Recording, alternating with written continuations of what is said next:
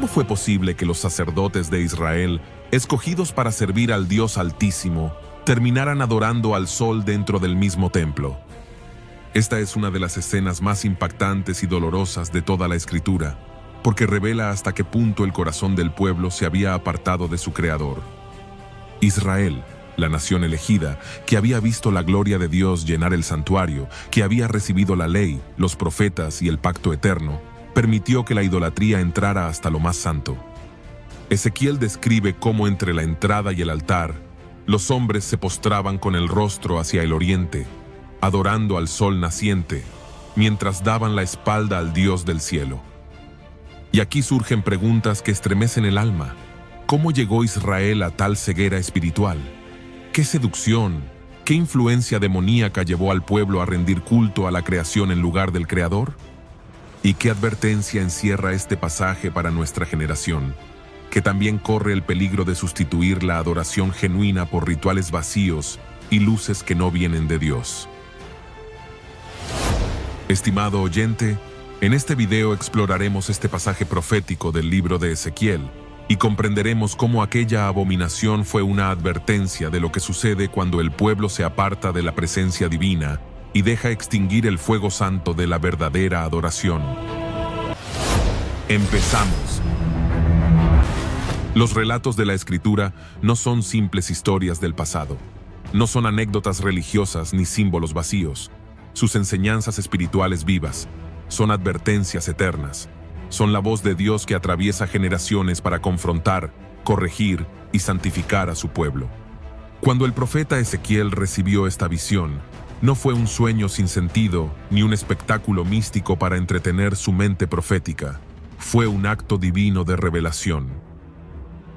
Dios lo llevó por el Espíritu hasta los rincones más profundos del templo, no para mostrarle arquitectura ni detalles ceremoniales, sino para exponerle lo que ocurría detrás de los muros sagrados. Era una denuncia. Era una alarma. Era un juicio comenzando por su casa. Ezequiel no estaba en Jerusalén, sino en el exilio, en Babilonia, junto al río Quebar, deportado junto con sacerdotes y nobles. El templo todavía no había sido destruido, pero estaba espiritualmente colapsado. Aunque los ritos continuaban, la gloria ya había comenzado a apartarse. Lo externo seguía de pie, pero lo interno estaba podrido. Lo que parecía sagrado, en realidad estaba profanado. En visión espiritual, Dios lo condujo al atrio interior del templo. Ese lugar no era para cualquiera, era el espacio entre la entrada del templo y el altar. Era la zona sacerdotal, donde se ofrecían los sacrificios, donde ardía el incienso, donde debía habitar la gloria del Dios de Israel. Pero lo que Ezequiel vio allí no fue adoración, ni reverencia, ni oración. No fue santidad, fue apostasía. Fue traición, fue idolatría dentro del templo. Y no cualquier idolatría, era una abominación estructural, institucionalizada, organizada dentro del liderazgo espiritual de la nación. La Escritura lo describe con fuerza profética. Leamos Ezequiel, capítulo 8, verso 16. Y me llevó al atrio de adentro de la casa de Jehová, y he aquí junto a la entrada del templo de Jehová, entre la entrada y el altar, como 25 varones, sus espaldas vueltas al templo de Jehová, y sus rostros hacia el oriente, y adoraban al sol, postrándose hacia el oriente. 25 varones, no postrados ante el arca del pacto, no con el rostro inclinado al lugar santísimo, no buscando la gloria del Altísimo, sino adorando al sol, rindiendo culto al astro del oriente, dentro del templo. Con sus espaldas vueltas al altar, no eran babilonios, no eran enemigos externos, no eran espías infiltrados, eran ministros, eran líderes espirituales, eran los representantes del sacerdocio, aquellos que debían ofrecer incienso, enseñar la ley, interceder por el pueblo y custodiar el altar, pero estaban de espaldas al trono de Dios, rendidos a la idolatría más antigua de Oriente. Este número tiene un peso profético que no puede ignorarse. En Primera de Crónicas, capítulo 24, el rey David había establecido 24 turnos sacerdotales para el servicio del templo. A estos se sumaba el sumo sacerdote, completando así 25.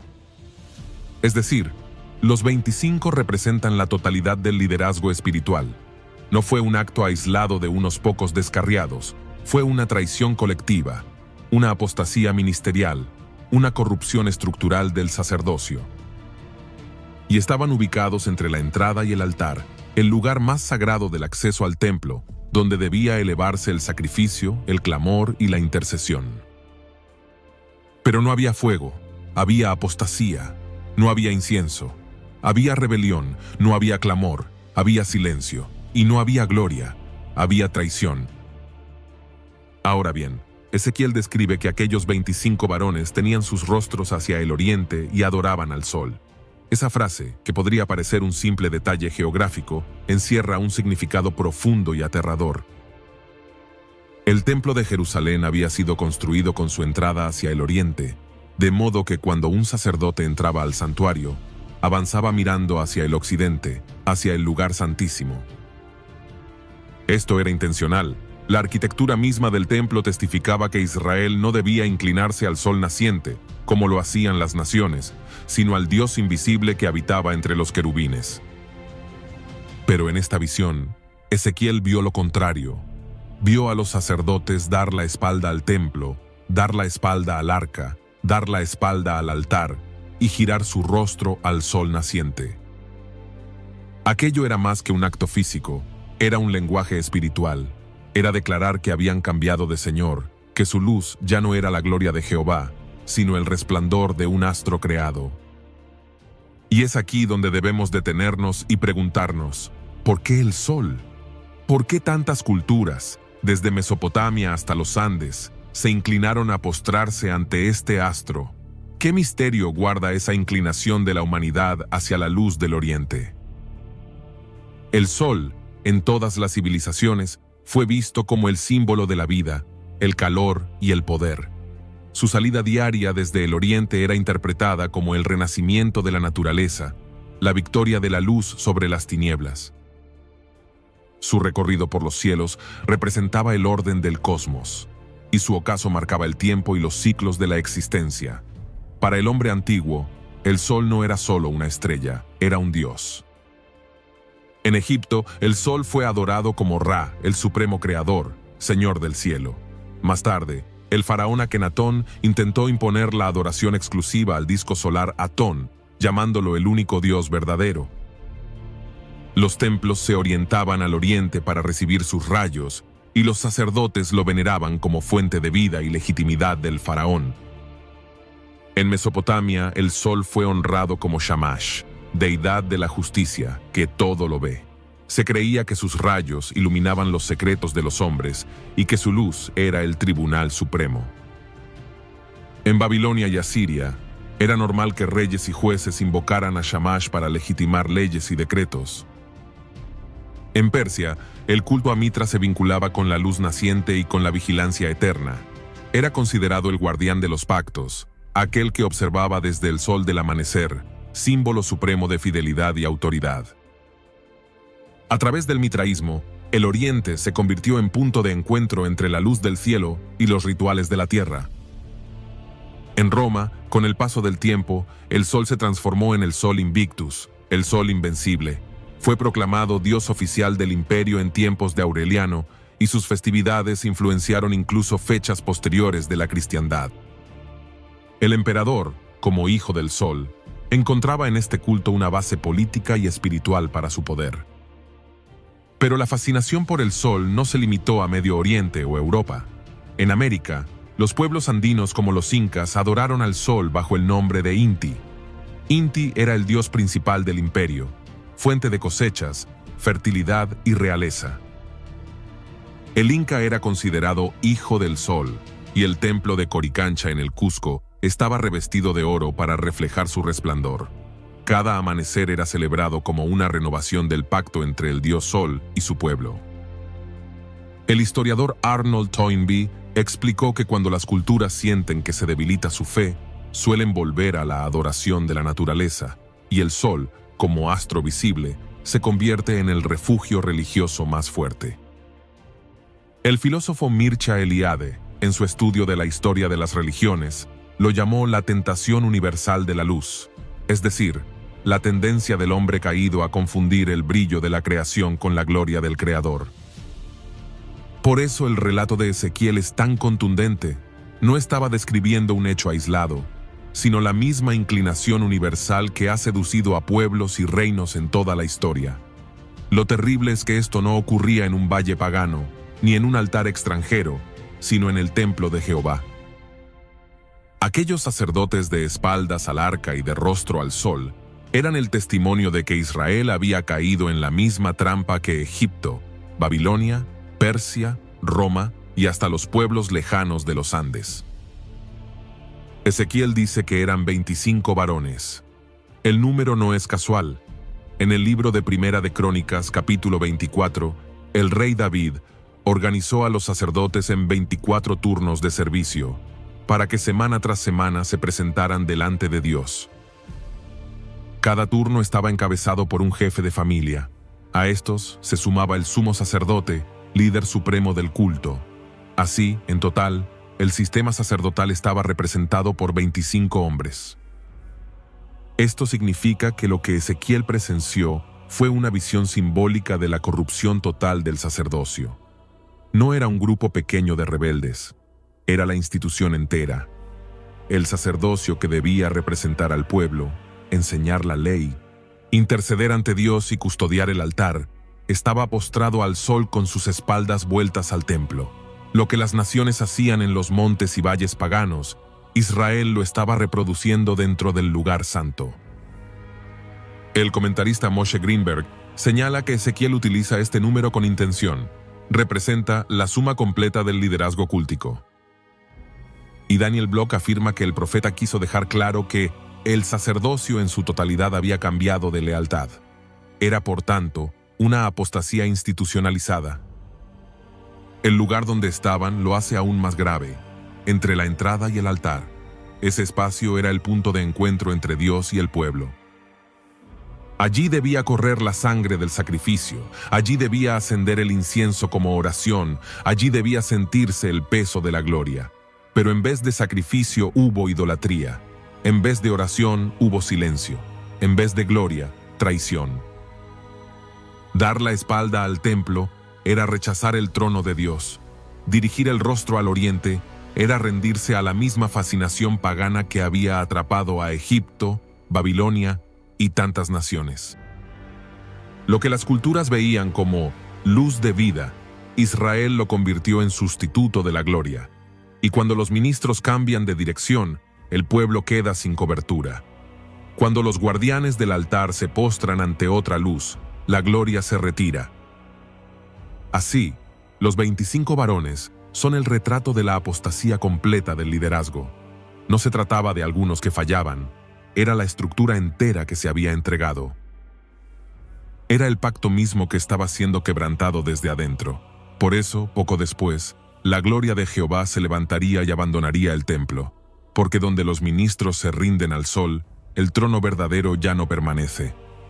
Ahora bien, lo que Ezequiel contempló en el capítulo 8 no podía quedar sin consecuencia. La visión de los 25 varones de espaldas al templo y de rostro al sol era el preludio de un acontecimiento aún más doloroso, la partida de la gloria de Jehová. El profeta lo narra con detalle en el capítulo 9, versículo 3.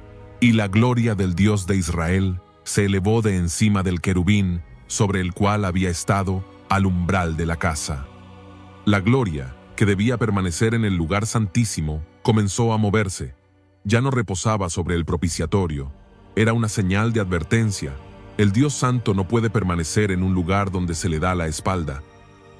Luego, en Ezequiel capítulo 10, verso 4, añade: Entonces la gloria de Jehová se elevó de encima del querubín al umbral de la puerta, y la casa fue llena de la nube, y el atrio se llenó del resplandor de la gloria de Jehová. La gloria aún brillaba, pero ya no estaba establecida en su lugar. Había pasado al umbral, como quien está a punto de salir. Dios mostraba que estaba retirando su presencia. Más adelante, en Ezequiel capítulo 10, verso 18 y 19, la visión se vuelve más estremecedora. Entonces la gloria de Jehová se elevó de encima del umbral de la casa y se puso sobre los querubines, y alzando los querubines sus alas, se levantaron de la tierra delante de mis ojos.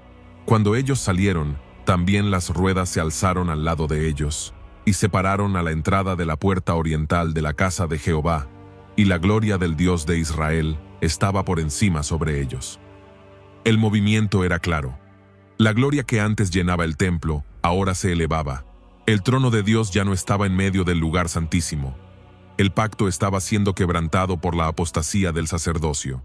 Finalmente, en Ezequiel capítulo 11, verso 23, se consuma la tragedia, y la gloria de Jehová se elevó de en medio de la ciudad, y se puso sobre el monte que está al oriente de la ciudad. La gloria salió, cruzó la puerta oriental y se detuvo en el monte de los olivos. Ese fue el juicio final. El templo quedó vacío. El Dios que habitaba en medio de Israel se había apartado, porque su pueblo había cambiado su rostro. Este detalle no es casual.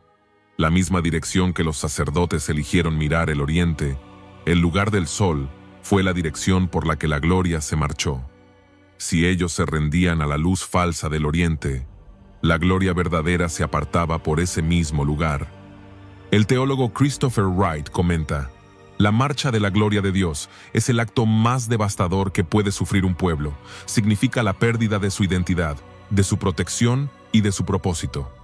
Y Matthew Henry añade: cuando la gloria deja el templo, todo lo demás queda expuesto y vacío, pues la presencia de Dios es la única defensa verdadera de su pueblo.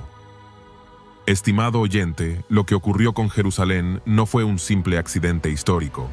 Fue consecuencia de dar la espalda al altar. La idolatría solar que los pueblos gentiles practicaban se infiltró en el corazón mismo del sacerdocio, y cuando los ministros se postran ante otra luz, la gloria de Dios no permanece. Este relato es una advertencia para nuestros tiempos. La iglesia puede seguir teniendo templos, altares, programas y multitudes, pero si los ministros cambian el rostro del lugar santísimo hacia el brillo del oriente, ya sea dinero, fama, espectáculo o vanidad, la gloria comienza a retirarse. Al principio lentamente, paso a paso, como ocurrió en Ezequiel, pero si no hay arrepentimiento, llegará el momento en que la gloria se haya ido por completo. El juicio que Ezequiel presenció no es historia antigua, es una palabra viva, porque aún hoy Dios dice: el juicio comienza por la casa de Dios. Si la gloria se aparta, el templo queda vacío. Si la presencia se va, solo queda religión muerta. Y ese es el mayor vacío que una congregación puede experimentar. Lo que Ezequiel contempló en su visión no es historia antigua ni un recuerdo arqueológico del templo de Jerusalén. Es un mensaje vivo, es palabra profética, es un espejo que nos obliga a preguntarnos: ¿en qué dirección está mirando hoy la iglesia? Los sacerdotes de Israel estaban dentro del templo. No habían abandonado su ministerio, seguían con sus vestiduras, conservaban su posición, pero su rostro estaba en dirección equivocada. Estaban en la casa de Jehová, pero no miraban al Dios de la casa. Estaban en el altar, pero no lo servían. Estaban en la presencia, pero le habían dado la espalda. ¿No es lo mismo que vemos en muchos altares actuales? Cuando la adoración se convierte en espectáculo para entretener, cuando el púlpito se transforma en escenario de vanidad, cuando el evangelio es cambiado por un mensaje de prosperidad o motivación, entonces los ministros repiten la postura de los 25, rostros al oriente, espaldas al templo. La Biblia advierte en 2 de Timoteo capítulo 3, verso 5, que tendrán apariencia de piedad, pero negarán la eficacia de ella. A esto se evita. Ese es el rostro al oriente, mantener las formas externas de religión, pero negar el poder de la gloria verdadera. Y en Jeremías capítulo 2, verso 13, el Señor denuncia con claridad el corazón del problema. Porque dos males ha hecho mi pueblo. Me dejaron a mí, fuente de agua viva, y cavaron para sí cisternas rotas que no retienen agua. Israel cambió la gloria por el sol. Hoy, muchos cambian la fuente de agua viva por cisternas de entretenimiento, por luces que brillan pero no transforman, por discursos humanos que no salvan. El gran peligro no es que la iglesia quede vacía de gente, sino que quede vacía de gloria. Un templo lleno de multitudes, pero sin presencia, no es diferente al templo de Jerusalén cuando la gloria se marchó por la puerta oriental. Allí seguía la estructura, seguía el altar, seguía el ritual, pero la gloria ya no estaba. El predicador Wilson Tozer advirtió en el siglo pasado: si el Espíritu Santo fuese quitado de la iglesia, el 95% de lo que hacemos continuaría y nadie lo notaría. Tal vez solo el 5% quedaría afectado. Esa es la tragedia de dar la espalda al altar, seguir en movimiento, pero sin presencia. Lo que Ezequiel vio es exactamente lo que ocurre cuando los ministros cambian la dirección de su rostro espiritual. Y es también lo que provoca que la gloria se levante, no de inmediato, sino poco a poco, primero al umbral, luego al atrio, luego a la puerta, hasta salir por completo.